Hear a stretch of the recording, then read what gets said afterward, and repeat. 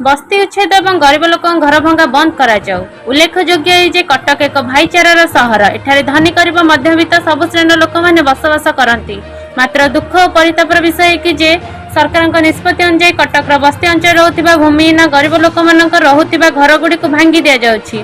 मात्र धनी और कोटिपति थिबा लोक सरकारी जगह घर तैयारी करी जोर जबरदस्ती रोचंदी एवं मुख्य रास्ता को माड़ी बसी व्यवसाय घर आदि करछंदी। सेमानंक उपरे सरकार आदेश न चलाई ए गरीब लोकों प्रति एपरि निष्ठुरता आचरण करा जाउछि। एणु एहर प्रतिवाद में पार्वती गोविंद स्मृति संसद पक्षरु एक सांबादिक सम्मेलन सीडी 11 बीरेन मित्र पार्क मध्य अनुष्ठित हो जाइछि।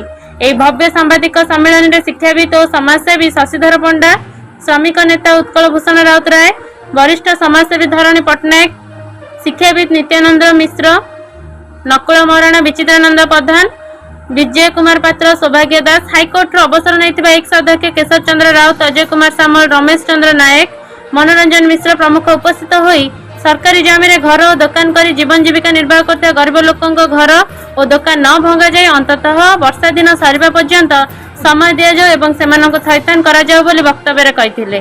कटक मंटू संघ रिपोर्ट न्यूज 8 ओडिशा। हमर पार्वती गोविंद स्मृति संसद आनुकूल्य रे कटक 11 नंबर सेक्टर बीरेन मित्र पार्क रे एक आम सांबादिक सम्मेलन डाकिथिलु। एतर मुख्य उद्देश्य होची वर्तमान वर्षार प्रकोप चलीची। वर्तमान सरकार घोषणा करिसंती सरकारी जमी उपरे जो दुकान थिबो घर थिबो सेगुड़ी को आमर जिलापाल निर्देश दिखाई यथाशीघ्र तांकर रिपोर्ट देले सेमानंकु भांगिबार योजना रखिचंती।